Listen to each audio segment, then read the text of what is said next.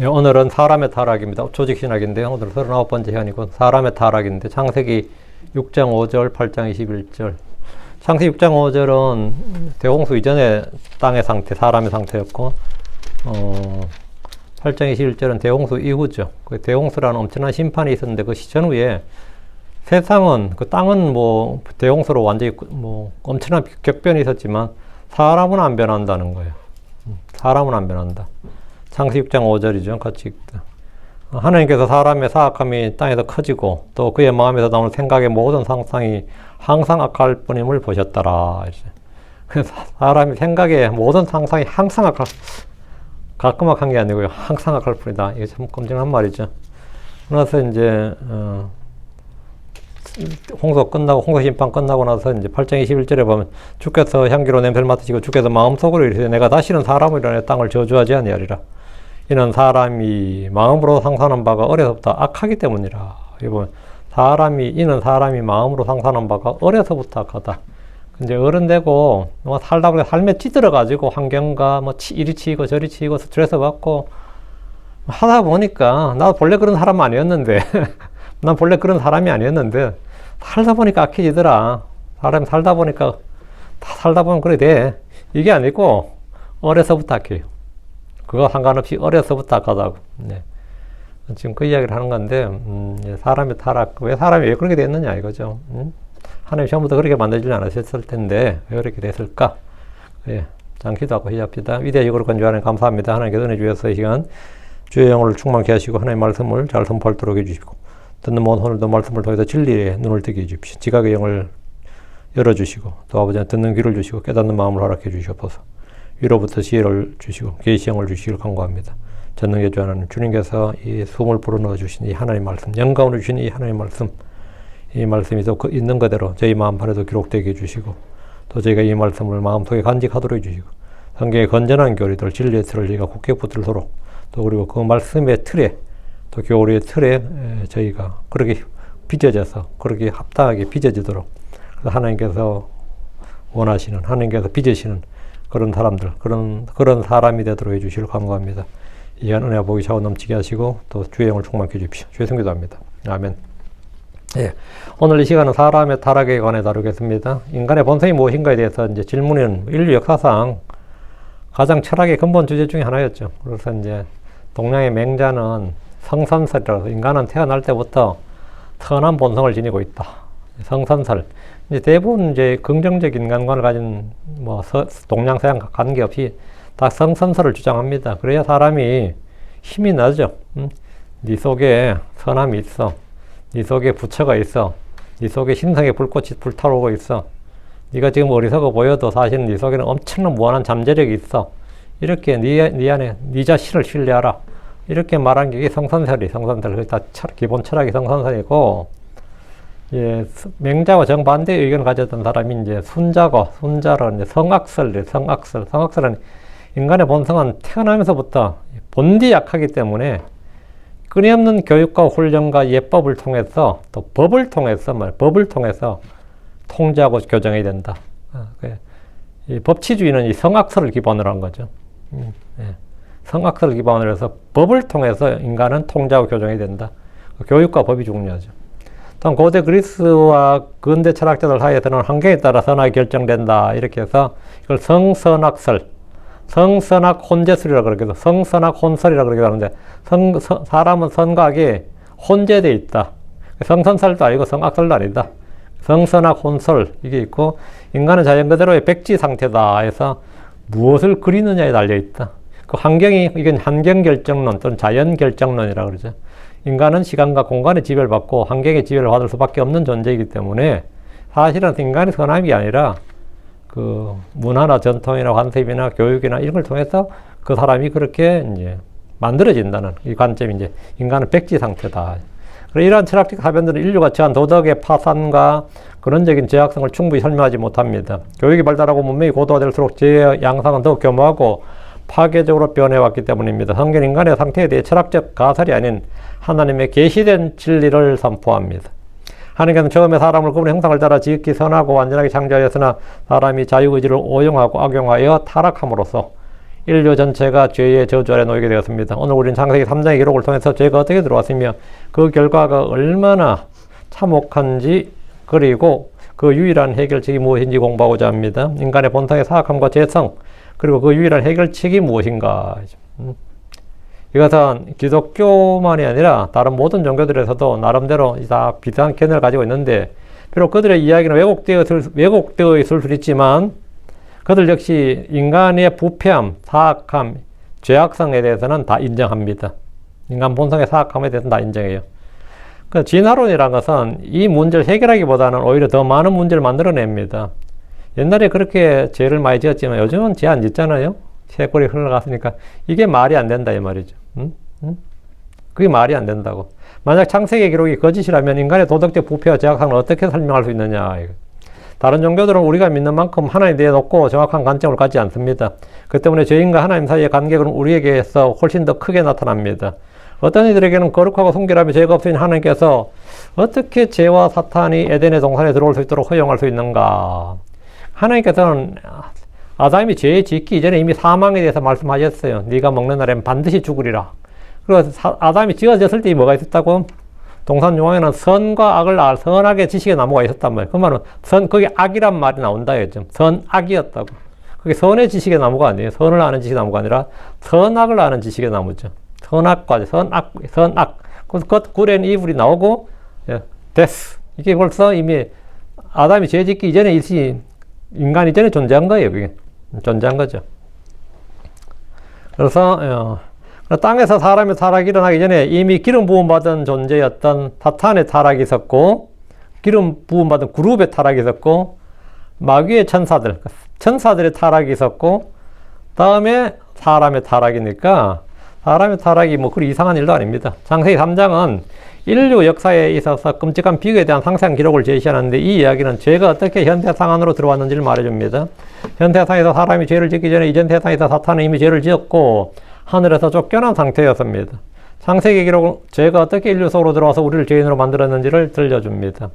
물론 또 재창조를 모르는 사람들은 사탄이 그룹이 마귀가 6일 중에서 어느 날에 탄생했다고 생각할 수 있어요. 인간은 예를 들어 토요일에 태어났으면 뭐 마귀는 목요일에 마귀에 만들어졌다는 식으로 생일이 살밖에 차이 안 나고 뭐 이런 식으로 할 수 있겠죠. 근데 이제 그거 믿는 만큼 어리석은 믿음이 없는 거죠. 네. 사탄이 이미 죄를 짓고 하늘에 쫓겨난 상태였어요. 창세기의 기록은 죄가 어떻게 인류 속으로 들어와서 우리를 죄인으로 만들었는가를 기록한 겁니다. 어떤 사람 창세기 역사성을 의심하며 이 이야기를 고대의 신화나 설화나 우화로 만들어버립니다. 그러나 이 이야기는 그러기는 너무나 단순합니다. 또 어떤 사람들이 이것들을 사람들의 상상이나 창작물로 생각합니다. 그러나 우리는 성경을 무한 하나님의 말씀으로 받아들이며 이 부분 또한 하나님의 계시된 말씀이 필수적입니다. 우리는 이것을 진리로 보고 문자 그대로 받아들입니다. 사람의 타락과 죄로 인한 저주들은 분명히 문자적인데 그 증거가 지금도 우리 주변에 매일 나타나고 있기 때문입니다. 창세기 6장 5절에 그리고 하나님께서 사람의 사악함이 땅에서 크고 또 그의 마음의 생각들의 모든 상상이 항상 악할 뿐임을 보셨더라 했는데 이건 우리도 지금 보고 있는 겁니다. 성경은 언제나 현실이다. 성경은 상상이나 가상이 아니에요. 성경은 신화가 아닙니다. 성경이 언제나 현재 우리의 현실이에요. 주께서 이 세상을 보셨을 때 사람들의 모습입니다. 이것은 대홍수 이전의 이 세상의 모습이고 지금 이 세상의 모습입니다. 대홍수 이후의 모습도 다르지 않았습니다. 창세기 8장 21절에 내가 다시는 사람을 위하여 땅을 저주하지 아니하리라. 이는 사람이 마음에다 상상하는 바가 어려서부터 악하기 때문이니라.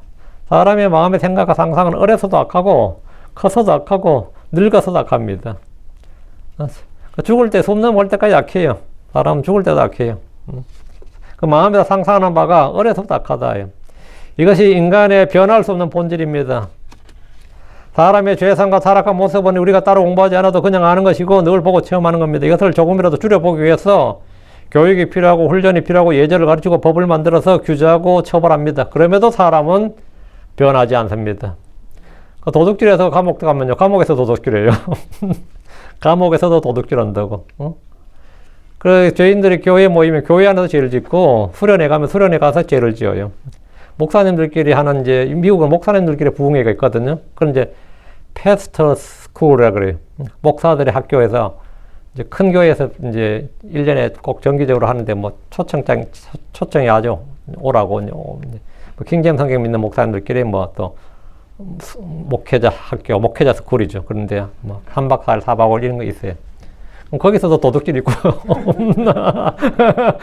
거기서도 도둑질 일어나고 별짓 다 있어요. 다 쓰고 싸우고 뭐. 사람은 뭐 다 똑같다 이 말입니다. 뭐죠. 그 노가다판에서 뭐 싸우고 다투나, 목사들 학교에서 싸우고 다투나 다 똑같아요. 사람은 변하지 않습니다. 그 다음에 예레미야 13장 3절에 에티오피아 사람이 그의 피부를 또는 표범이 그의 반점을 변하게 할 수 있느냐? 그렇다면 악을 행하는 데 익숙한 너희도 선을 행할 수 있으리라. 우리는 현실을 바탕으로 성경의 진실을 볼 수 있습니다. 처음에 성경은 이제 완전한 창조. 하나님께서 사람을 어떻게 만들었냐? 자신의 모습과 자신의 형상에 따라 지었죠. 예, 그건 완전한 창조입니다. 하나님 형상과 모습인데, 성경은 인간이 돌연변이나 우연에 의해서 또는 진화의 산물이거나 불완전한 존재로 시작된 것이 아니다. 이렇게 분명히 기술되어 있습니다. 사람은 하나님의 직접적인 개입을 통해서 그분의 형상을 따라 지음받은 창조의 열매? 꽃? 뭐라 해야 돼요? 창조의 하이라이트였죠. 예. 창조의 하이라이트였습니다. 창세기 1장 26절 27절에 그리고 하나님께서 말씀하였더라. 우리가 우리의 형상으로 우리의 모양에 따라 사람을 만들자. 그리고 그들이 바다의 물고기와 공중에 날지 능과 가축과 온 땅과 땅에서 기어다니는 모든 것들을 지배하도록 하자. 지배하게 하자. 이같이 하나님께서 그분 자신의 형상으로 사람을 창조하였으며 하나님의 형상으로 그분께서 그를 창조하셨고 그분께서 그들을 남성과 여성으로 창조하셨느니라. 이게 성경의 기록입니다. 하나님께서 사람을 그분의 형상, 그분의 모습에 따라 지으셨습니다. 이는 사람이 하나님과 영적으로 교제할 수 있는 도덕적, 인격적, 지성적 능력을 갖춘 완전한 상태로 창조되었음을 말합니다. 아담은 창조된 직후 어떤 교육이나 훈련 없이도 만물의 이름을 지을 만큼 탁월한 지성을 가졌고, 한마디로 동물학 백과사전 있어도 거기 있는 용어를, 그게 몇만 마리, 몇만 종이면 우리 거기서 다 외울 수가 없잖아요. 아담은 다 알았습니다. 아담은 지구상에 하나님 만든 몇만 종인지 몇십만 종인지 그걸 다 알았다고. 그럼 지성의 능력이 어느 정도인지 알겠죠? 응? 우리는 이름 헷갈려서 그렇게 못합니다. 근데 아담은 다 했다고. 아담은 창조된 직후에, 예, 이 지구를 완벽히, 하나님 창조된 모든 세계를 완벽히 다스릴 수 있을 정도의 능력을 갖추고 있었다, 이거. 예. 그는 기름 부음 받은 자였다, 이거죠. 하나님 창조 세계를 지배하고 땅을 정복할 수 있는 존재였습니다. 아담은 하나님과 대면하여 대화할 만큼 거룩하고 흠이 없는 존재였습니다. 사람은 원래 타락을 전제로 만들어진 존재가 아니라 하나님의 영광을 반영하는 완전한 통치자로, 왕으로 세움받았던 겁니다. 근데 어떤 이들은 창세기 타락 이야기를 단순한 우화나 신화로 치부합니다. 그러나 성경은 이를 역사적 사건으로 기록합니다. 만약 타락의 기록이 거짓이라면 오늘날 우리가 목격하는 인간의 도덕적 부패와 세상의 고통을 설명할 길이 없습니다. 저주받은 땅에서 돋아나는 가시덤불과 인간이 겪는 죽음의 공포는 창세기 3장의 문자 그대로 진리임을 입증해주고 있습니다. 이 빅은 사탄이 죄를 지어 하늘에 쫓겨난 사건 이후에 그 죄가 어떻게 이 현 세상 속으로, 인류 속으로 침투했는지를 보여주는데, 인류 속으로 침투는 뭐냐? 사탄이 집어넣었을 때 그 통로 누가 되냐? 아담이었죠. 한 사람을 통해 죄가 세상에 들어왔다고. 죄를 통해 사망이 들어왔고, 그걸 지금 보여주는데, 창세기 3장 1절은 사탄이 뱀을 매개체로 사용해서 뭘 보여줍니다. 창세기 3장에는 뱀이 여자를 시험하고 속이는 장면이 나옵니다. 창세기 3장 1절 보시죠. 참고로 하나님께서 너희는 동산의 모든 나무에서 나는 것을 먹지 말라 말씀하시더냐? 이렇게 살짝 질문을 던졌어요. 의심을 다 던지는데, 퀘스천 마크 붙어 있죠. 성경에서 뱀은 단순한 파충류를 넘어 마귀를 가리키는 또 다른 고유명사입니다. 마치 구원자 예수는 우리가 하나님 어린 양 하죠. 어린 양을 보라, 어린 양이로다 하면 뭐죠?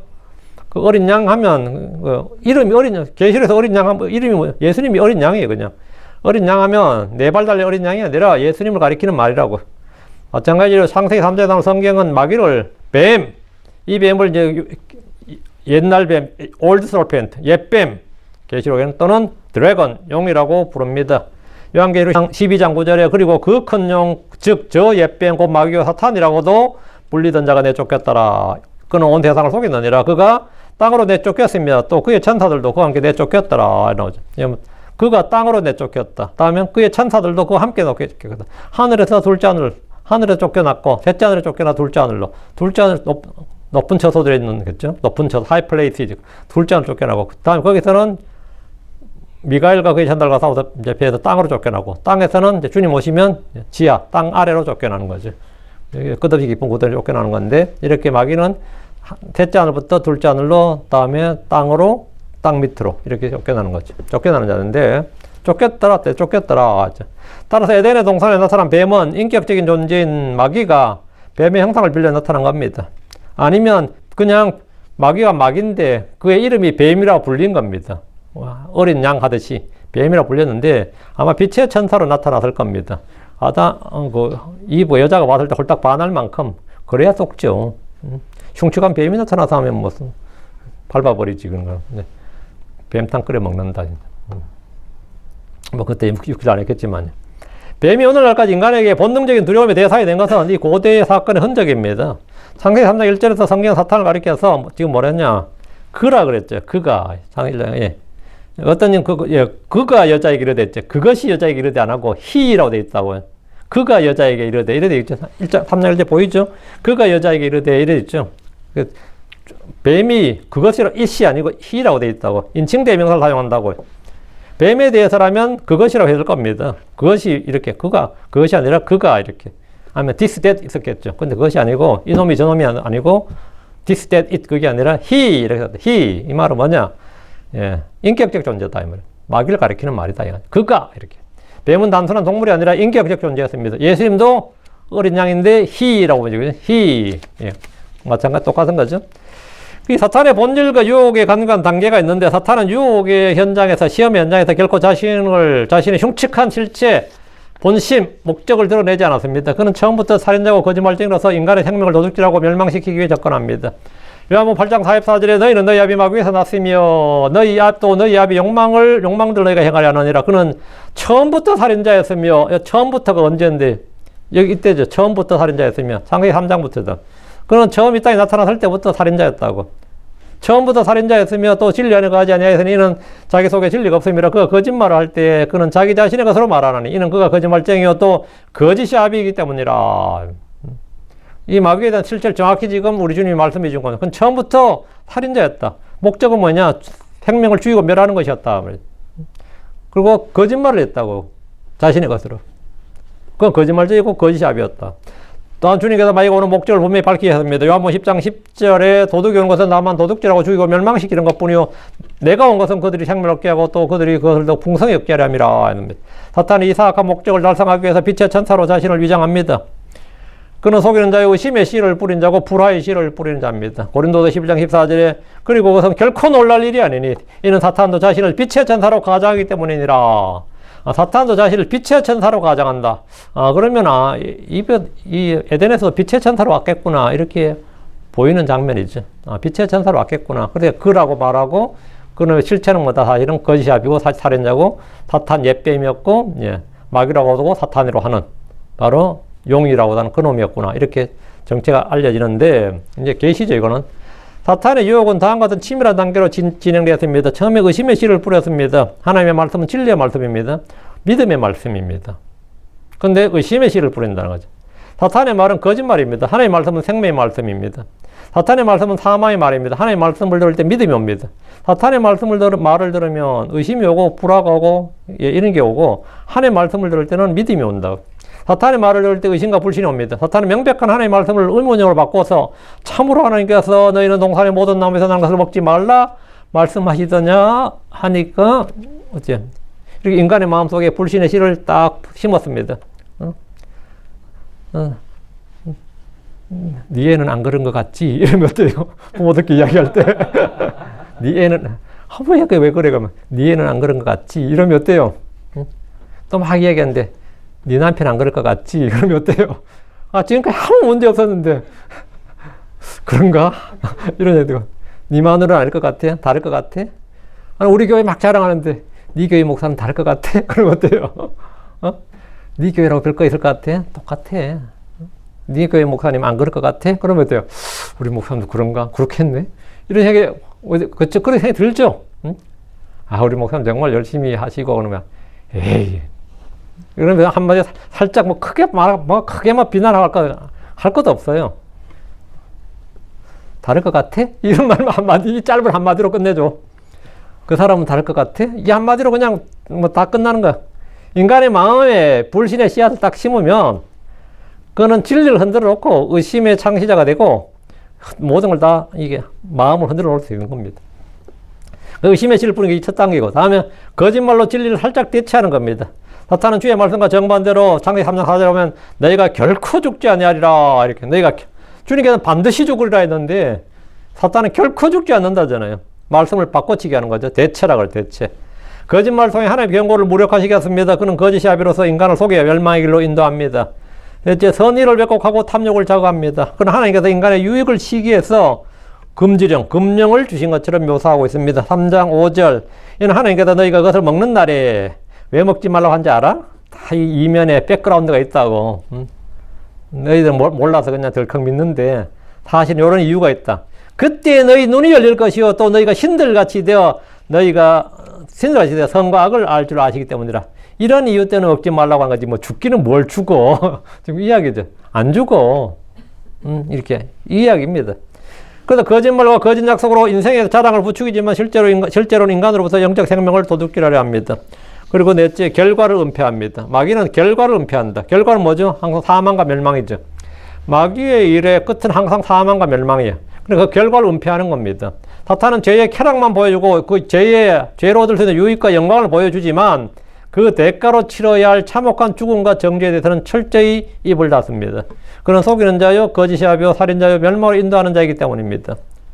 아마 나중에 심판석에 갈 때 저놈 사탄 때문에 내가 죄 지었다 하면 사탄은 그러면 아니다. 네가 원해서 했던 거다. 다 네가 원했던 거다. 아마 그걸 너의 선택이었다 그럴 거예요. 사탄은 자기 자신을 형측한 괴물로 또는 괴수로 나타나지 않았습니다. 그는 아름다운 빛의 천사로 자신을 나타냈습니다. 어떤 이들은 사람을 제외하고는 말한 능력을 가진 피조물은 뱀뿐이었다 이렇게 말하기도 하는데 그 요세푸스 역사에 이게 나와요. 만약 이것이 사실이라면 하와는 단지 뱀이 말하고 있다고 생각했을 겁니다. 사탄은 아담과 하와가 떨어져 있을 때 공격했습니다. 연합 가운데 힘이 있습니다. 사탄은 더 약한 그릇을 공격했고 하와가 그 나무 곁에 있을 때 이를 감행했습니다. 사탄은 합법적인 식욕과 기호와 음식과 지식에 대한 욕구를 통해서 유혹을 제시했습니다. 먹고 싶은 것이 본능이지 그건 죄가 아니잖아요. 응? 먹고 싶은 건 더 지혜롭고 싶고 더 나은 존재, 내가 신이 되고 싶은 것도 본능이지 사람은 더 나았고 싶지 누가 더 못하고 싶지 않단 말이지.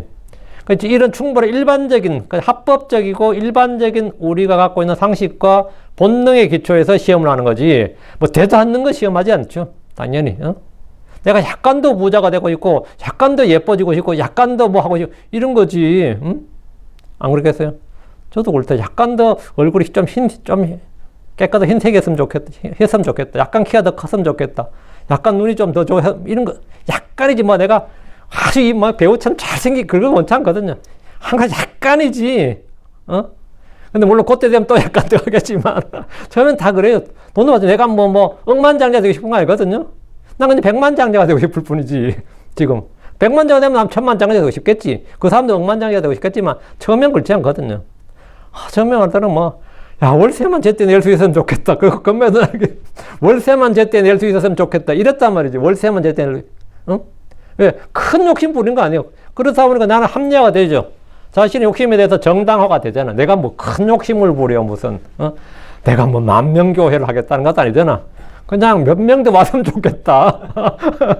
교회 몇 명 더 왔으면 좋겠다. 이러지 제가 뭐 몇천 명 더 왔으면 좋겠다. 그러지 않거든요. 근데 몇천 명 있는 교회에서는 그것도 안 그래요. 몇만 명 와있겠지만. 그래서 인간에게 이 사탄이 지금 유혹한 장면이 살짝이에요. 살짝. 사탄은 먼저 하나님의 말씀에 의문을 던지는 식으로 공격을 시작했어요. 참으로 하나님께서 말씀하시더냐 이렇게. 그런 어떤 사람도 넘어뜨릴 수 있는 간교한 지혜를 가진 자였습니다. 사탄은 그 나무가 하와로 하여금 선과 악을 알게 해줄 것이라고 말했지만 죄의 결과에 대해서는 말해주지 않았습니다. 절대 결과를 말해주지 않습니다.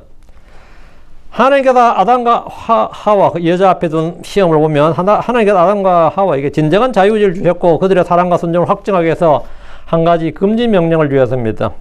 뭐 하라는 명령은 많았어요. 다사나라 뭐 이런 건 앞에 창세기 1장 28절에 쫙 나오고 금지 명령은 딱 이거 하나였어요.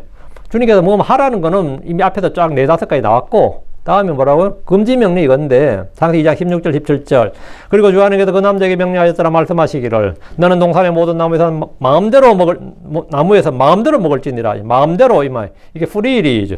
공짜로 자유롭게 프리라면 프리라면 자유다 공짜다 이 말이죠. 그러나 선과 악의 지식의 나무에 관하여는 너는 그것에서 나는 것을 먹지 말지니라. 이는 내가 그것을 먹는 날에 너는 반드시 죽을 것이기 때문이라. 주님은 모든 나무에서 나는 걸 마음대로 먹어도 된다 그랬어요. 자유가 거의 무한대였고 딱 하나만 금지한 거지만 유난히 이 금지 명령 하나가 더 커 보여.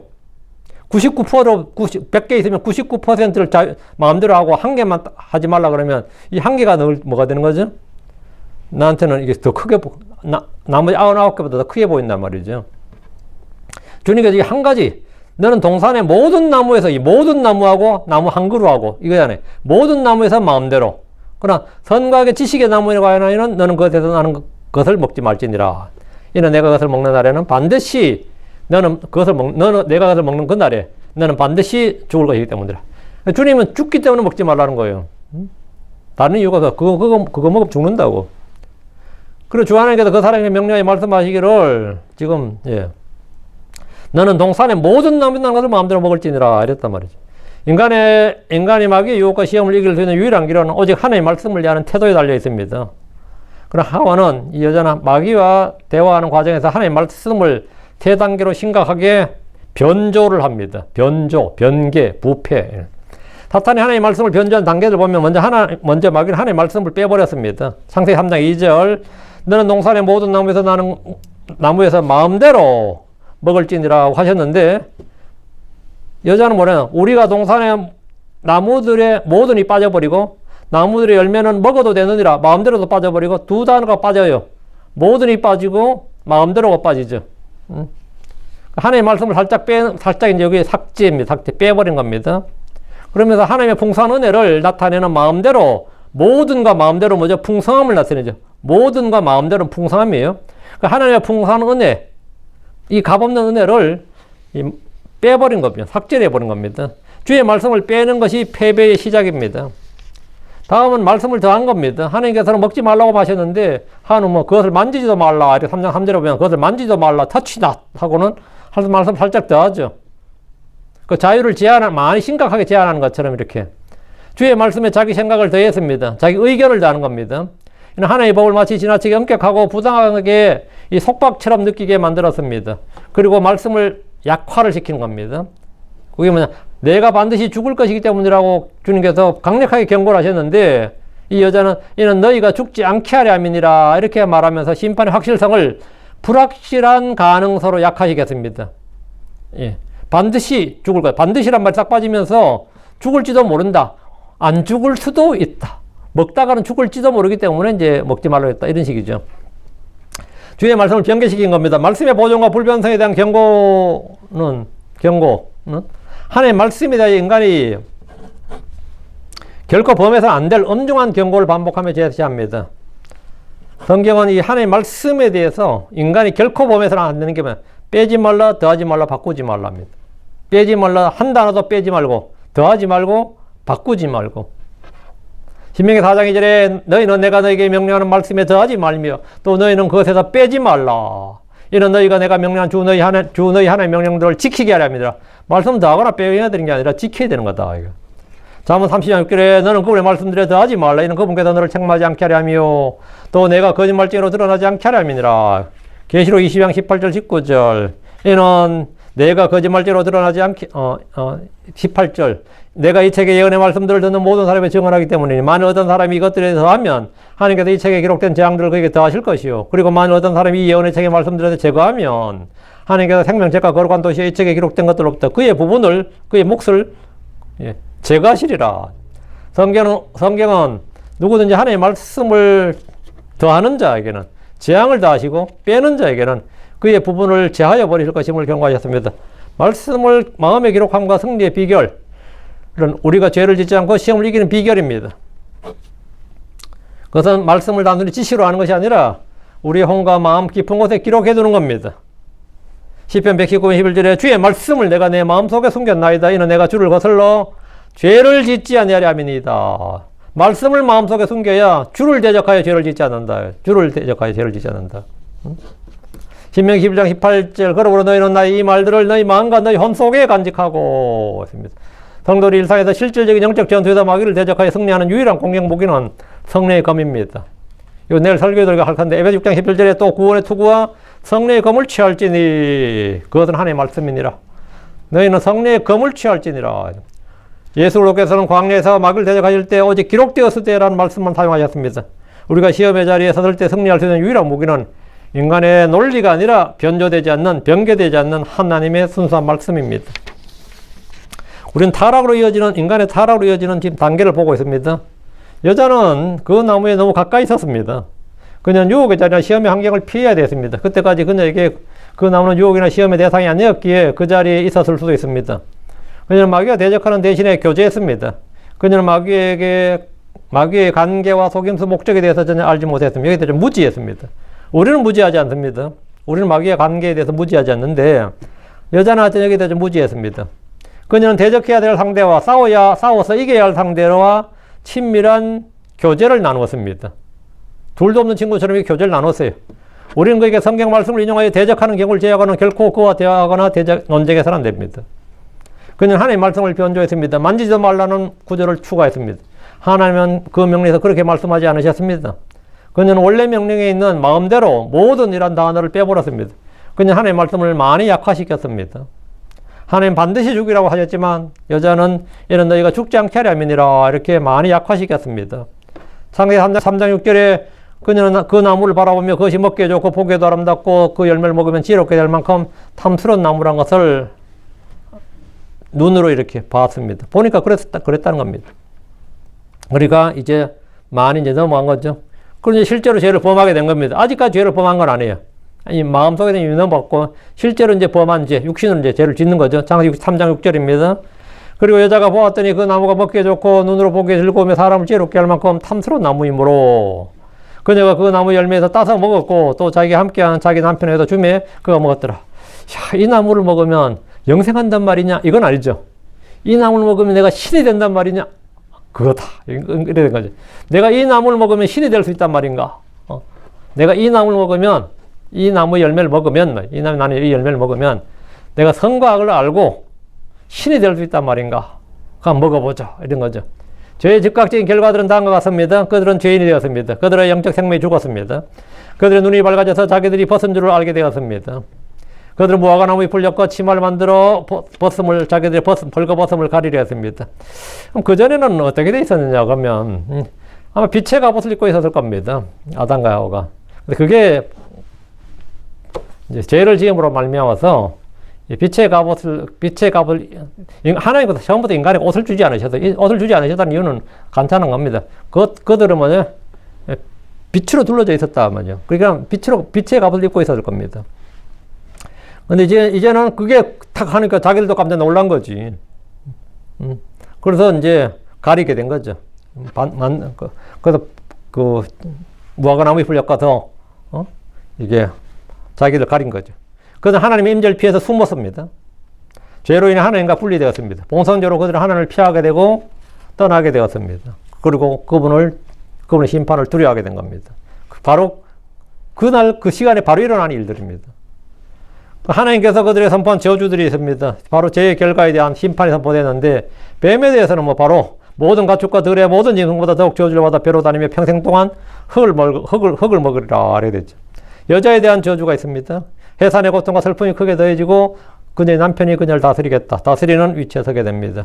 남자에 대한 저주는 땅이 저주를 받아서 가시덤불과 엉겅퀴를 내게 되고 이마에 땀을 흘려야 빵을 먹으리라. 그리고 그의 삶은 슬픔으로 가득하고 얼굴에 땀을 흘려야 먹고 살 수 있게 되었습니다. 그는 결국 죽어서 자신이 취해 진 그 땅으로 돌아가게 됩니다.